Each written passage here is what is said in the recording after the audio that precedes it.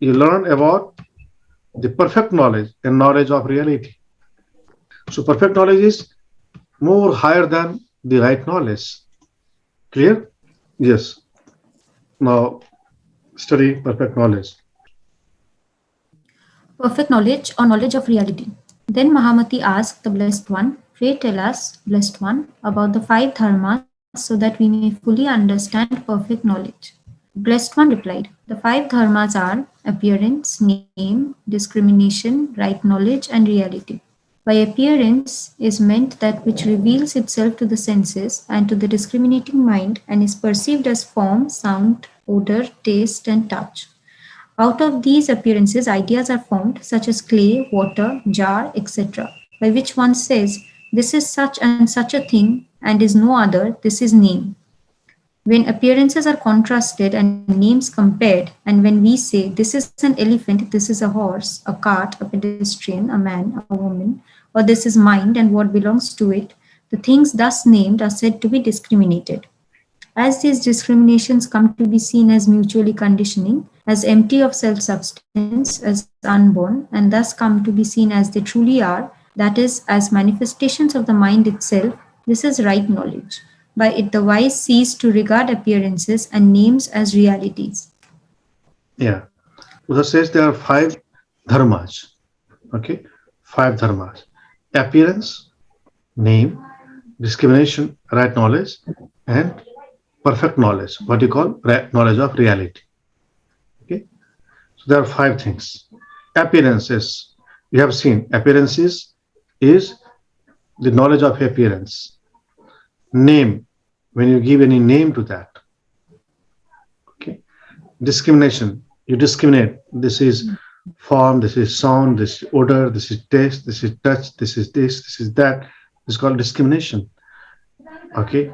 And right knowledge is when you see that all these things, all this stuff, the clay, water, everything, elephant, everything, all these things are just manifestation of mind. This is right knowledge. Okay. So name, appearance, name, discrimination, right knowledge, and the final is reality. And reality is different than the right knowledge also, different than all these four things. And by it, the wise cease to regard appearances and names as realities. When you cease to see the things as they appear, but as they are, it's called right, perfect knowledge. Okay, yeah. Further, Buddha says, When appearances and names are put away and all discrimination ceases, that which remains is the true and essential nature of things, and as nothing can be predicted as to the nature of essence, it is called the suchness of reality. This universal, undifferentiated, inscrutable suchness is the only reality, but it is variously characterized as truth, mind essence, transcendental intelligence, noble wisdom, etc. This dharma of imagelessness, of the essence nature, of ultimate reality, is the dharma which has been proclaimed by all the Buddhas. And when all things are understood in full agreement with it, one is in possession of perfect knowledge and is on his way to the attainment of the transcendental intelligence of the Tathagatas. yes. So this is the knowledge of reality. When appearances and names are put away and all discrimination cease, and that whatever remains is the true and essential nature of things. Okay, and that is called suchness or reality. So discard all the appearances, discard all the discrimination, discard all the names, all these things, and whatever will remain there, that is reality. Okay, and the same is called suchness. Note this, suchness. Okay, suchness and reality, these are similar word. Suchness, reality, truth, existence, truth. So the universe, this universal, undifferentiated, inscrutable suchness is the only reality, but it is variously characterized as truth, mind essence, transcendental intelligence, noble wisdom. So that suchness itself has different terms like truth. mind essence, transcendental intelligence, noble wisdom. So transcendental intelligence is actually reality, and reality is transcendental intelligence. Reality is noble wisdom. Noble wisdom is reality. Reality is mind essence. Mind essence is reality. Reality is truth. Truth is reality. And this is dharma of imagelessness, of the essence nature of ultimate reality is the dharma which has been proclaimed by all the Buddhas. Okay. See, he says this is proclaimed by all the Buddhas, not by me only. Okay. So Buddha emphasizes that this ultimate reality is the dharma and is has been proclaimed by all the Buddhas of past, present, and future. And when you see the things and you understand in full agreement with it, you are in possession of perfect knowledge. And you are on your way to the attainment of transcendental intelligence of the Tathagatas. So the transcendental intelligence is not the ultimate, but that is near to noble wisdom. So there is difference between transcendental intelligence and noble wisdom. You will understand later on. So noble wisdom is the supreme, but before that there is transcendental intelligence. But first one has to reach where? Transcendental intelligence. By transcending the forms, names, discriminations, right knowledge, and when you enter into reality, you are in transcendental intelligence. And further, you have to go more above that, above that, and that is noble wisdom. Then Mahamati asked to the Blessed One, are the three self natures of things, ideas, and reality to be considered as included in the five dharmas or as having their own characteristics complete in themselves? The Blessed One replied, the three self natures, the eightfold mind system, and the twofold egolessness are all included in the five dharmas. The self natures of things, of ideas, and of the sixfold mind system correspond with the dharmas of appearance, name, and discrimination. The self nature of universal mind and reality corresponds to the dharmas of right knowledge and suchness. By becoming attached to what is seen of the mind itself, there is an activity awakened which is perpetuated by habit energy that becomes manifest in the mind system. From the activities of the mind system, there rises the notion of an ego soul and its belongings. The discrimination, attachments, and notion of an ego soul rising simultaneously like the sun and its rays of light. By the egolessness of things is meant that the elements that make up the aggregates of personality and its objective world being characterized by the nature of Maya and destitute of anything that can be called ego substance and are therefore unborn and have no self nature. How can things be said to have an ego soul? But the egolessness of persons is meant that in the aggregates that make up personality, there is no ego substance nor anything that is like ego substance, nor that belongs to it. The mind system, which is the most characteristic mark of personality, originated in ignorance, discrimination, desire, and deed, and its activities are perpetuated by perceiving, grasping, and becoming attached to the objects as if they were real. The memory of these discriminations, desires, attachments, and deed is stored in universal mind.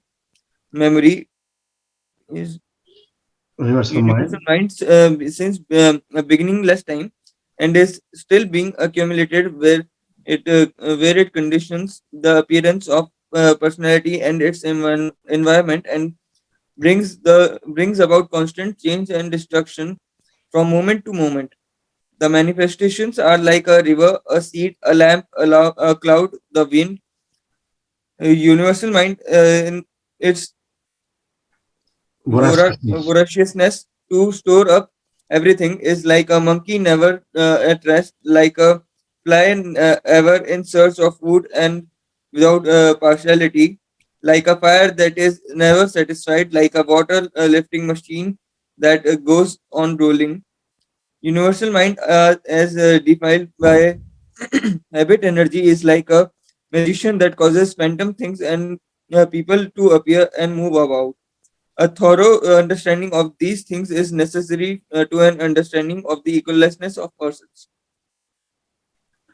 So Buddha was asked that these three self natures of things, ideas, and reality are considered to be included in the five dharmas, or they are different, or they have their own characteristics.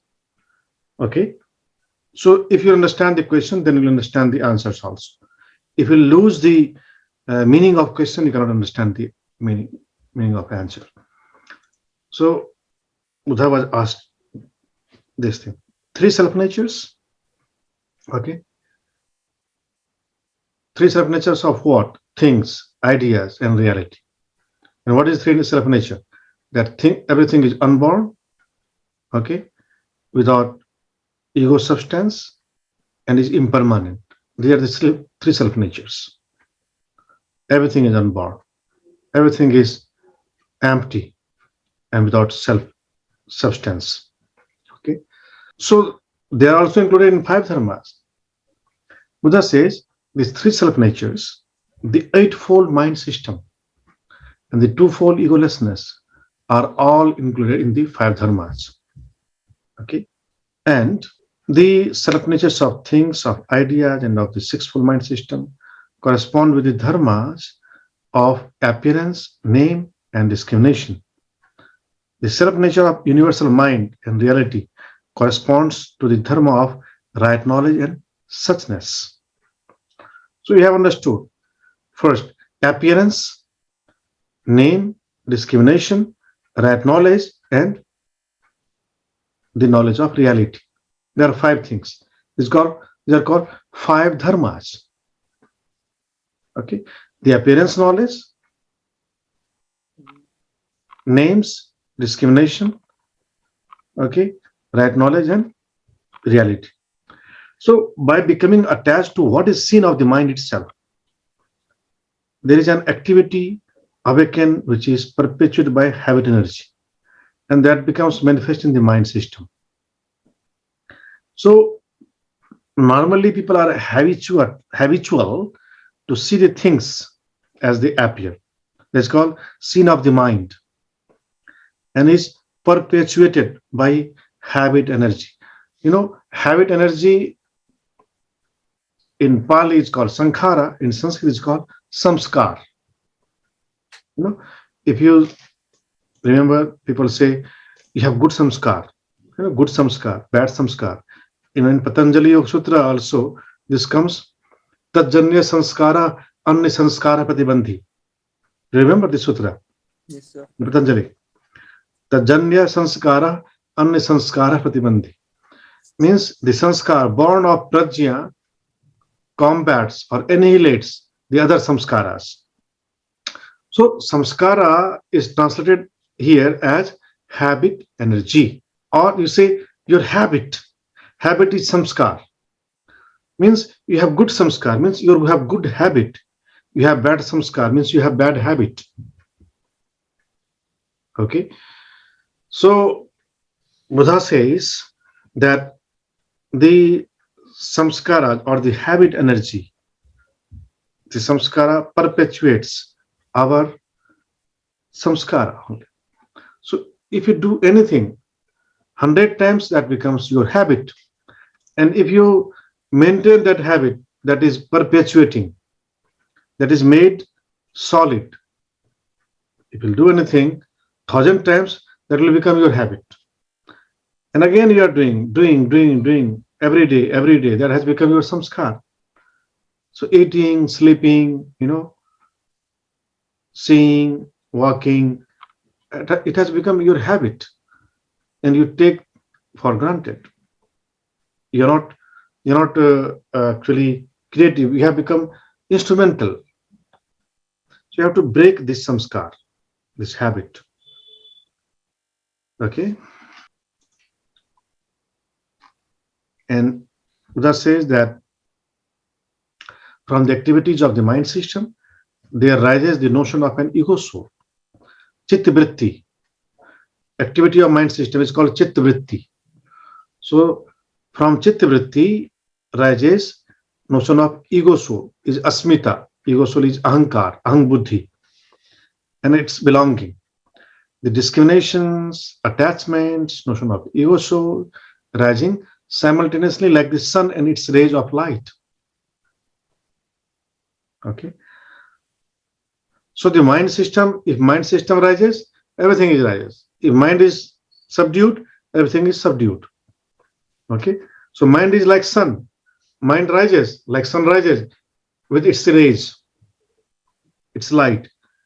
So when mind rises, then there is ego soul, then there is discrimination, attachment, notion, this, that, everything.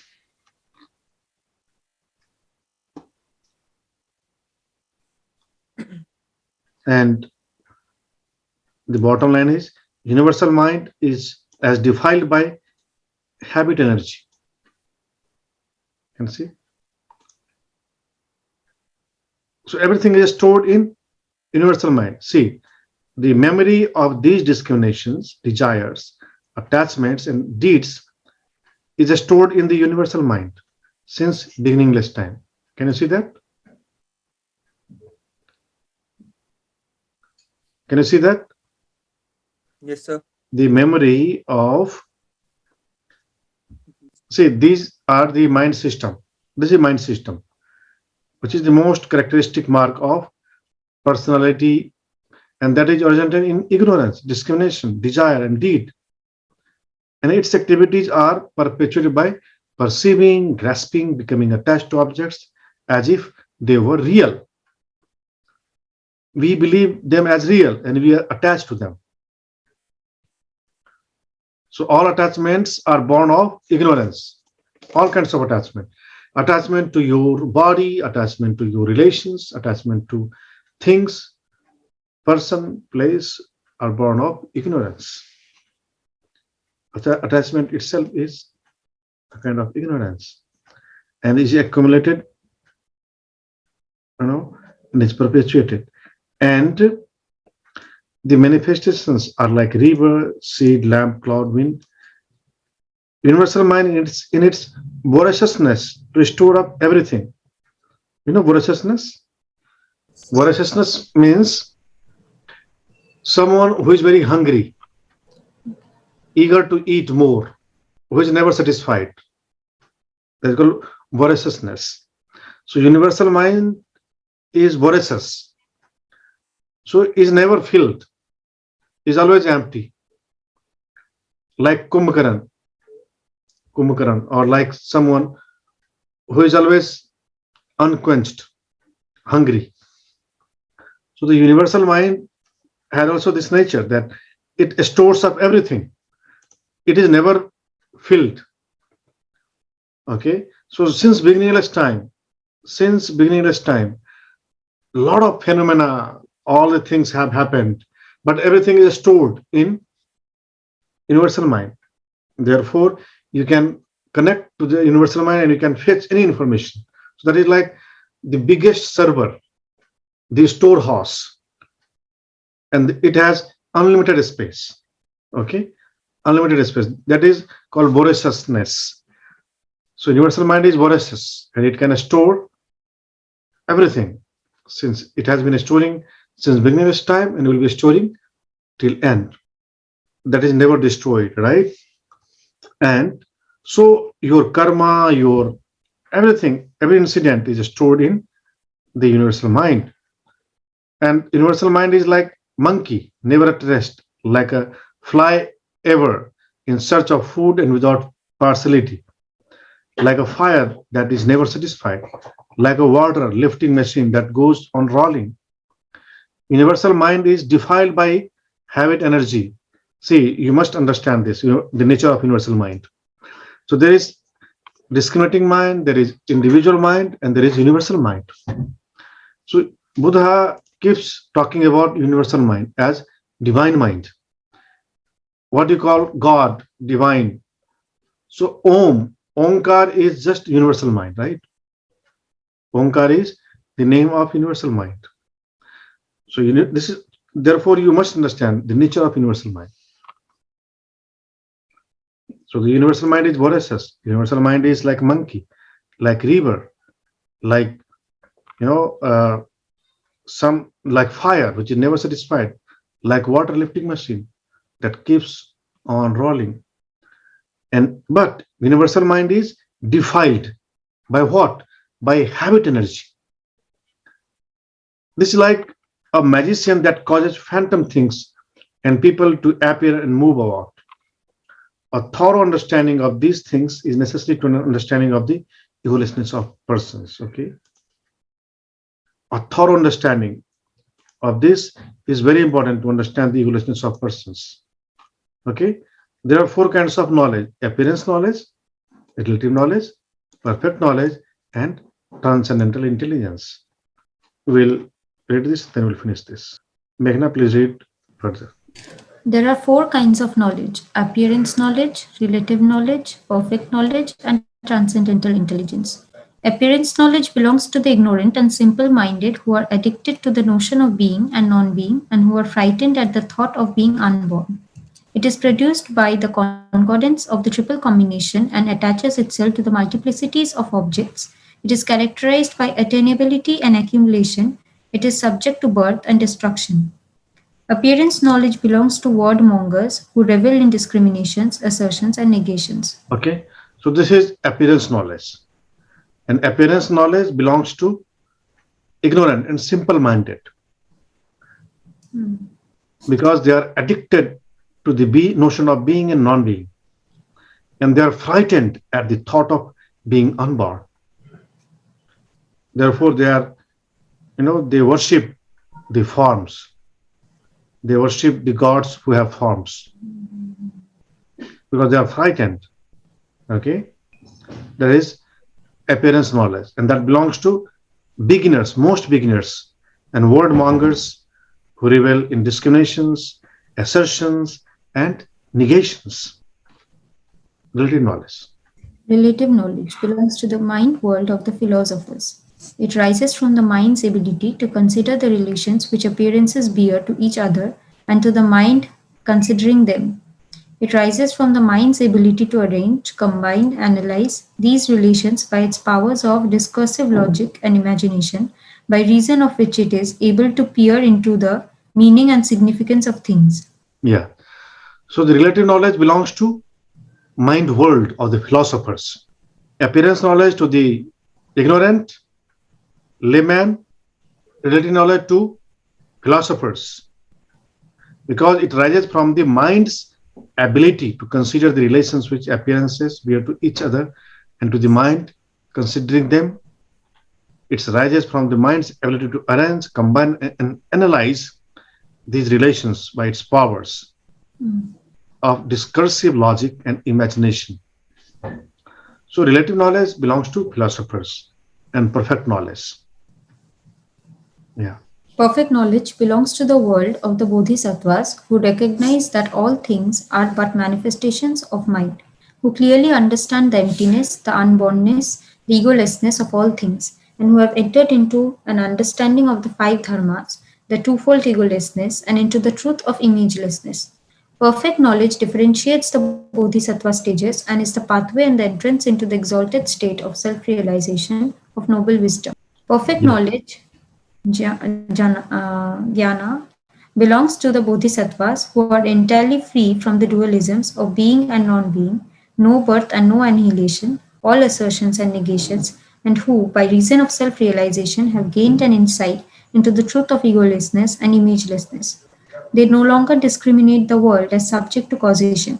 They regard the causation that rules the world as something like the fabled city of the Gandharvas. To them, the world is like a vision and a dream. It is like the birth and death of a barren woman's child. To them, there is nothing evolving and nothing disappearing. Okay. So this is perfect knowledge. And perfect knowledge belongs to bodhisattvas who clearly thinks the self nature of everything is emptiness, unbornness, and egolessness. And by perfect knowledge, they enter into exalted state of self-realization of noble wisdom. So you can enter into through perfect knowledge only into the noble wisdom. Perfect knowledge is called as Gyan. Okay, Gyan. Yes. The wise who cherish perfect knowledge may be divided into three classes: disciples, masters, and arhats. Common disciples are separated from masters as common disciples continue to cherish the notion of individuality and generality. Masters rise from common disciples when, forsaking the error of individuality and generality, they still cling to the notion of an ego soul, by reason of which they go off by themselves into retirement and solitude. Arhats rise when the error of all discrimination is realized. Error being discriminated by the wise turns into truth by virtue of the turning about that takes place within the deepest consciousness. Mind, thus emancipated, enters into perfect self realization of noble wisdom. Yeah. Okay. So Buddha says that perfect knowledge belongs to bodhisattvas, and people who cherish perfect knowledge are divided into three groups. First is disciple, second masters, and third arhats. Disciples are the base, beginners. Even in perfect knowledge also. In perfect knowledge also there are grades. The first grade is disciples, because disciples, they continue the cherish of notion of individuality and generality. They have still this notion. Notion, Rishabh? So, is it kind of mindset? Yes. But exact word, Meghna, can you say what is the exact meaning of notion? Notion meaning the opinion or Yes. Yeah, correct. So Rishabh is also right, and you are also right. Notion means mindset or opinion, but the correct word is belief. right. Belief. Okay, or idea, ideology. But they are similar. Mindset, belief, and opinion. They're similar. So, but belief is, uh, I think, right word, because belief is something which you carry, which you cherish, right? Mm. So, Sutra says that common disciples cherish the notion, the belief of individuality and generality, and masters rise from common disciples. They forsake this belief of individuality and generality, but they still cling to the notion of an ego soul, by reason of which they go off by themselves into retirement and solitude, because retirement and solitude is required. You have to get rid of ego soul. Say retirement, solitude, going into the cave, going into somewhere in solitude is only because you have still the notion of ego soul. But when you are rid of all these things, then you don't need to go anywhere. You don't need to go in solitude. You don't need to go anywhere. You are right here, right now, super enlightened. But how? By clearly understanding and completely removing the clinginess to the ego soul. So, with clinginess to the ego soul rises the idea or the concept of going into retirement solitude. So, disciples is first, masters are second, and arhats are the final. And who are arhats?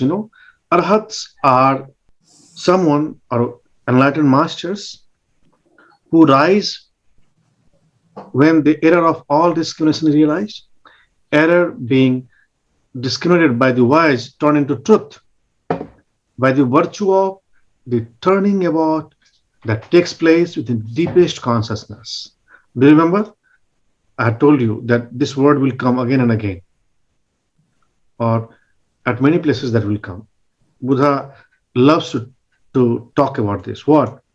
Virtue of turning about that takes place within the deepest consciousness. Remember, one word, what? Turning about. One word means one concept, turning about. And second is deepest deepest layer of consciousness or deepest seat of consciousness.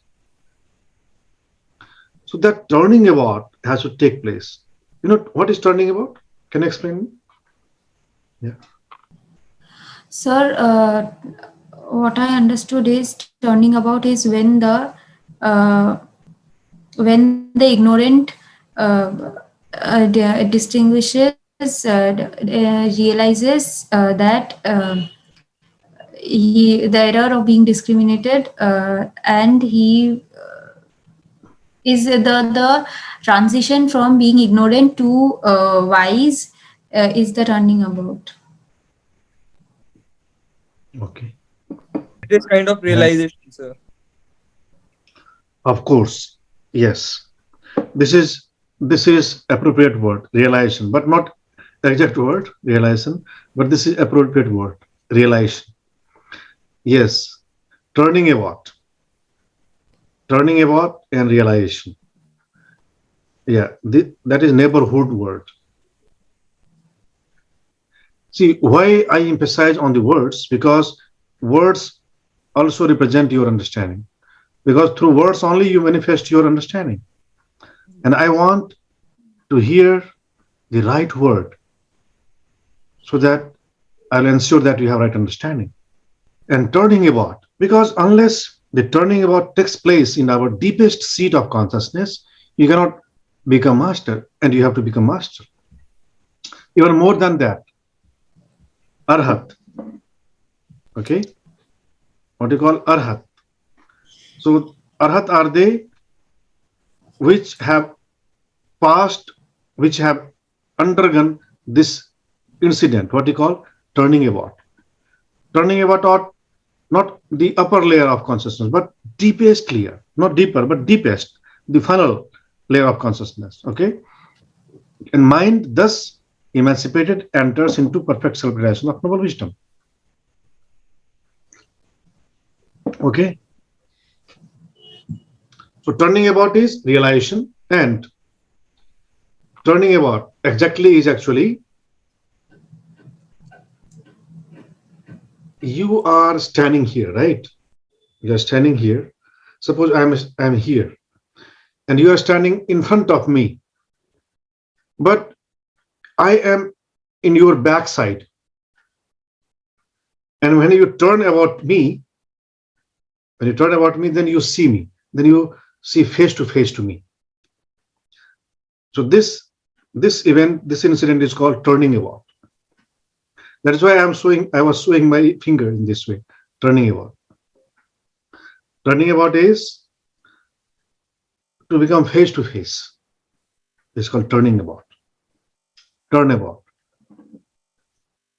It is, sir. It is like that. The right knowledge is just around you. You just need to turn and look at that. Yes, exactly.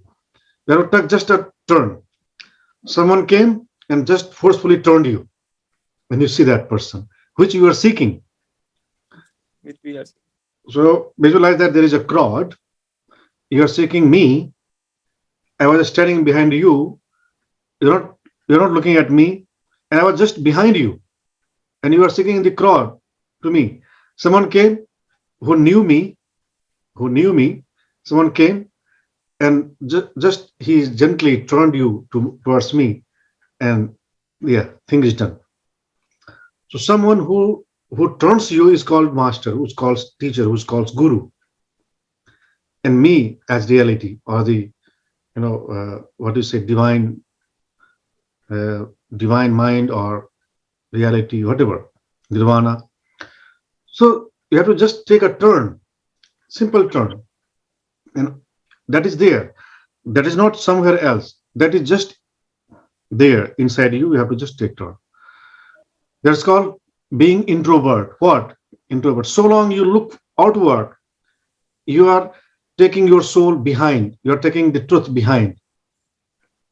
Okay? You have to just take turn.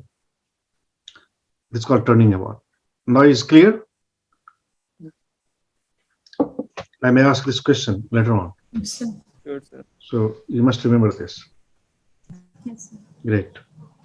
And when this turning about takes, then you are emancipated and you are into perfect self-realization. Turning about only makes you self-realized to noble wisdom. Yeah. Next. But Mahamati, if you assert that there is such a thing as noble wisdom, it no longer holds good because anything of which something is asserted, You laugh at thereby. this. You will laugh at this line. Okay. So, Read I again. was Start from. or who? May I start from again? Start from beginning. But Mahamati. Okay. Yes, sir. Yes, sir.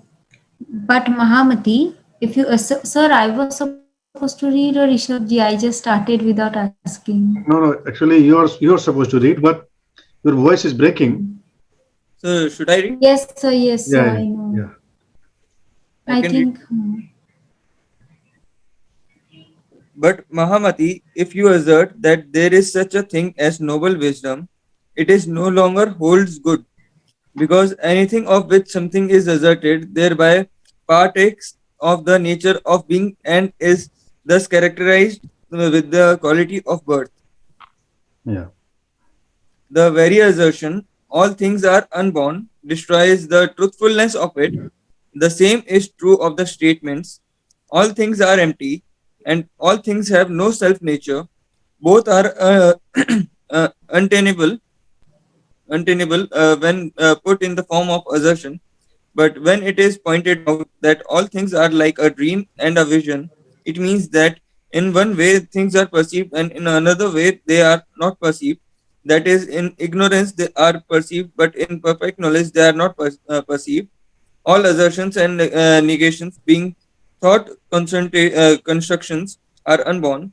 Even the assertions that universal mind and noble wisdom are ultimate reality in thought constructions, and therefore is unborn and therefore is unborn. As things there is no universal mind, there is no noble wisdom, and there is no ultimate reality.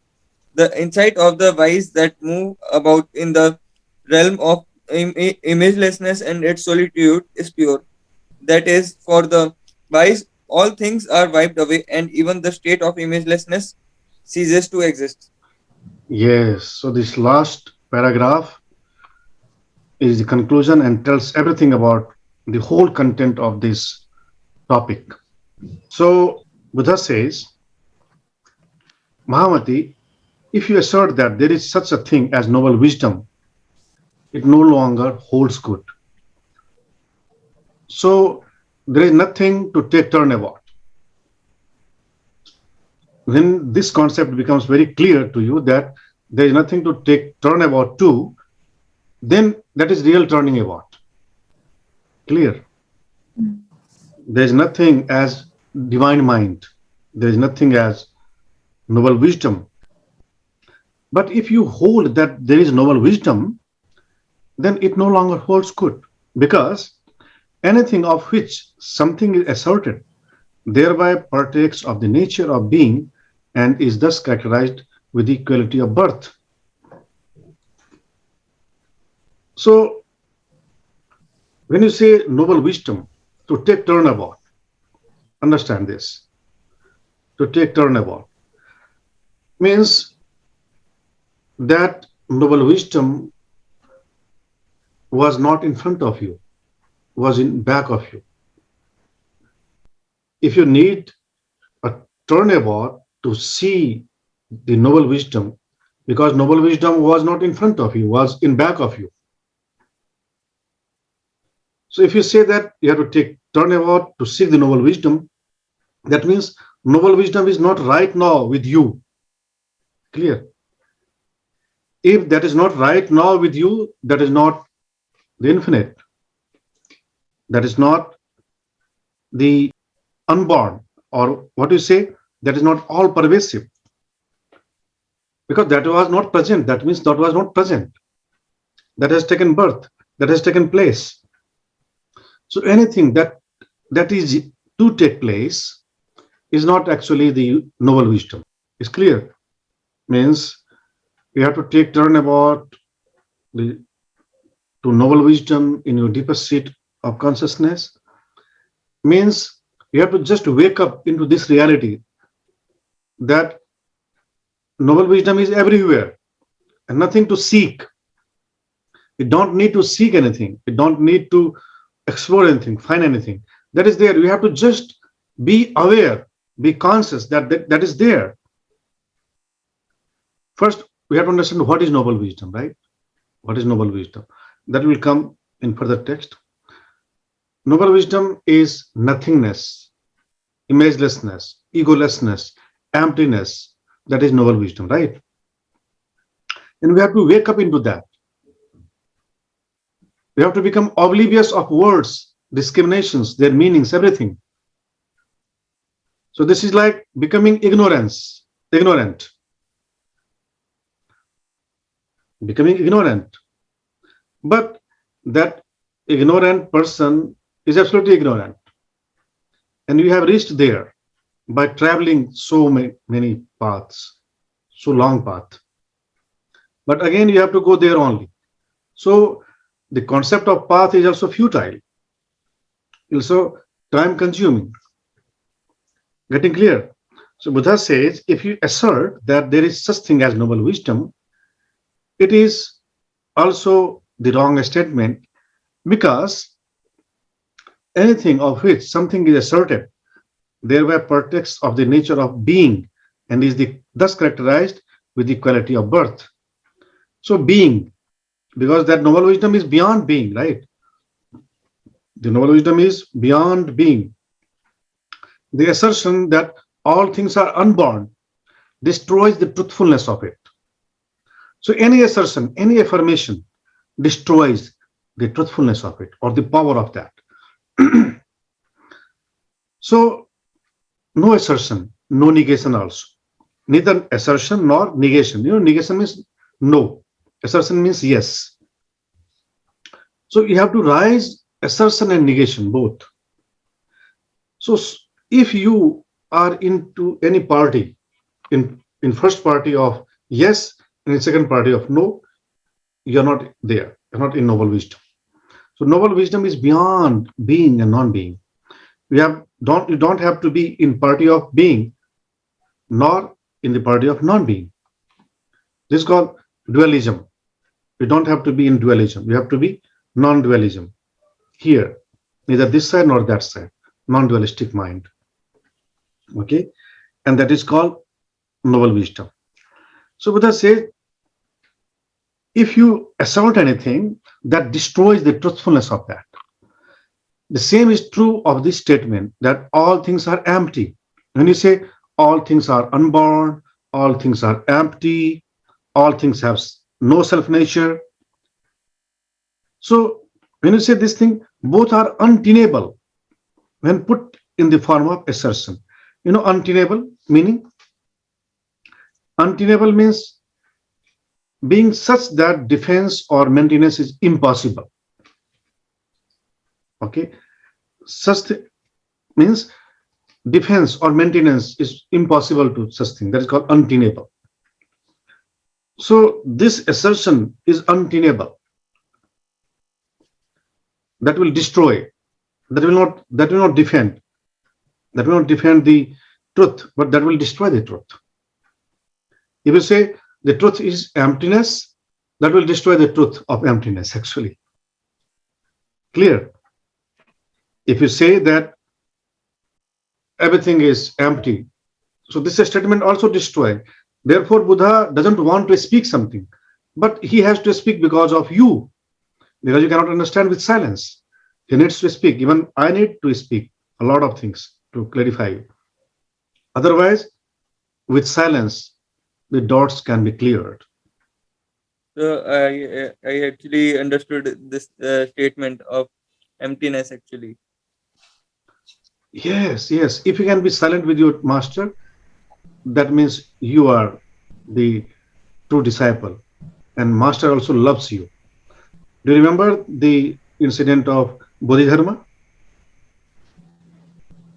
Bodhidharma tested all of his 4 disciples.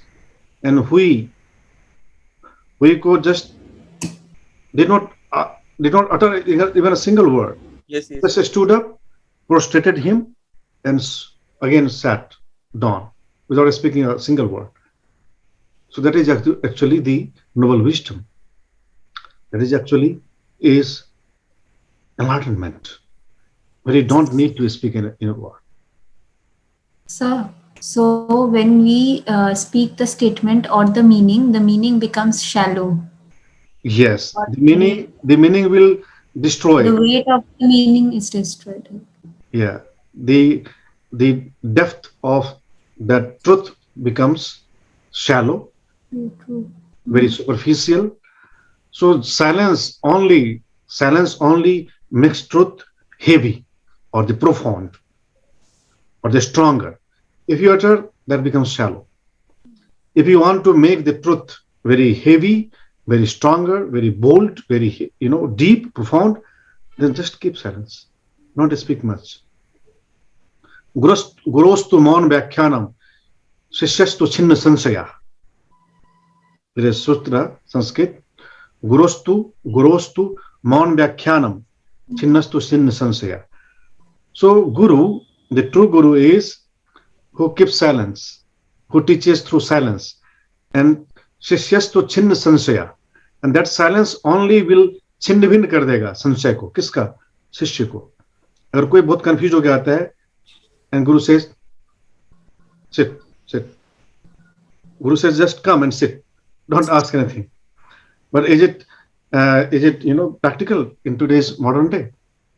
People have so many questions. They come with questions. They ask too many questions, and they need so many answers. They don't have patience. And if Guru say, "Hey, come," without speaking a single word, then that student is in so much hurry, will return back, and that student will go to somewhere who will explain with words, and that will destroy the tenacity of the truth. Okay, so that is untenable if you speak, if you assert anything, and that is tenable if you maintain the silence. That is tenable. Okay, then that will be the right way to defend the truth. Otherwise, you will not defend the truth. Yes. Just keep silence and let the truth, let the existence reply. Okay, existence is super, super, super duper powerful if you keep silence. That is why you don't need to answer to rubbish people, to ignorant people. Nature will answer. Truth will answer. Truth itself will answer. So Buddha says, if you assert anything, if you affirm anything that destroys the uh, soul, the energy of that, okay, and as things, there is no universal mind, there is no noble wisdom. Okay, even the assertion that universal mind and noble wisdom are ultimate reality is thought construction, and therefore is unborn. So even when you assert that universal mind and noble wisdom is the ultimate reality that will destroy its purity, okay, as things, there is no universal mind, there is no noble wisdom, there is no ultimate reality. That doesn't mean that doesn't exist. Understand? And Buddha says that as things, there is no universal mind, there is no noble wisdom, there is no super enlightenment. As things, there is no ultimate reality. So you cannot relate that with truth, with things. You cannot relate that ultimate reality with things, with words. Even with words also, we cannot express that reality with words. Okay, so as things, there is no divine mind, there is no God, there is no ultimate reality as things, because that is different than things, different than words, different than any forms, any signs. There is no sign. Even the Om also, you see that sometimes I do not chant Om also. Have you observed this? Yes. Just start. But you may mind that, but I don't mind because even chanting Om is also, destroying the purity of Om. Yes. Sometimes you don't need to chant anything. Sometimes you have to be just silent. You have to just start and finish without any word. And that is not disgrace of the truth or disgrace of the Om, disgrace of the mantra, because that is the real chanting. That is uh, the real tenacity, tenable. Okay, that is the real, what do you say, the defense of the Om. Then you will defend the Om. If you chant Om, you will not defend the Om. Okay, then you are more deeper, and the divine will love you more than anyone who chant, who boast, who just become Lord, and you will be very surprised and also thrilled to know this that there were many disciples of Buddha, and there was one whose name was Mahakashyap. Mahakashyap. Mahakashyap was already a scholar, already a master. You know, so Buddha used to visit masters like in current day, like Sadguru or Sri Sri or any other people are there.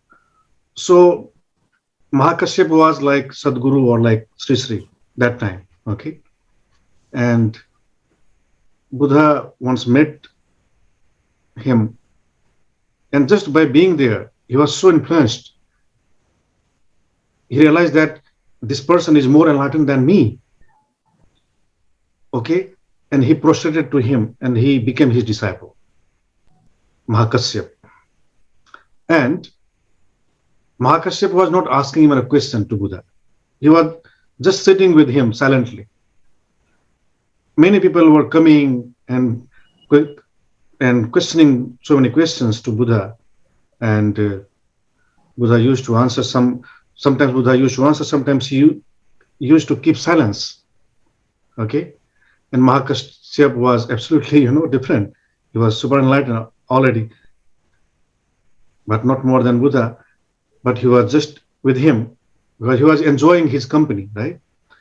And one day he wanted to hand over or hand down that thing to Mahakashyap. So he just gave a lotus flower to Mahakashyap. One day, his disciples were sitting around him. Buddha was also sitting. He just uh, pointed out Mahakashyap. He came and he lifted a lotus flower and gave that lotus flower to Mahakashyap. And he was so happy. His tears were falling down. He was thrilled without speaking a single word. And again, he went back and sat on his seat. And later on, the tradition is called Zen tradition. So Zen tradition had started from Mahakashyap. Zen tradition. So Bodhidharma was, in that series of which has started from Mahakashyap. So that was that guy who did not ask any question and who maintained complete silence throughout his life. So that is very challenging, but yes, that is the ultimate. That is very uh, true nature of the universal mind or the divine mind. And as things, there is no universal mind, there is no noble wisdom or reality as things. That doesn't mean that doesn't exist. That exists, but not like things, but not like image, but not like words, but not like any forms. The insight of the wise that move about in the realm of imagelessness and in solitude is pure. See, imagelessness and solitude. The insight of the wise that move about in realm of imagelessness and solitude. So As image, as form, as thing, there is no noble wisdom, there is no divine wisdom, there is no enlightenment. That is beyond that. Okay. And if you move into that realm, in imagelessness, in emptiness, in solitude, that is pure. Buddha says that is for the wise, all things are wiped away, and even the state of imagelessness ceases to exist also. That is the final. Imagelessness state also ceases to exist. So that is called Nirod Samapatti. Nirod Samapatti. That also vanishes. Okay.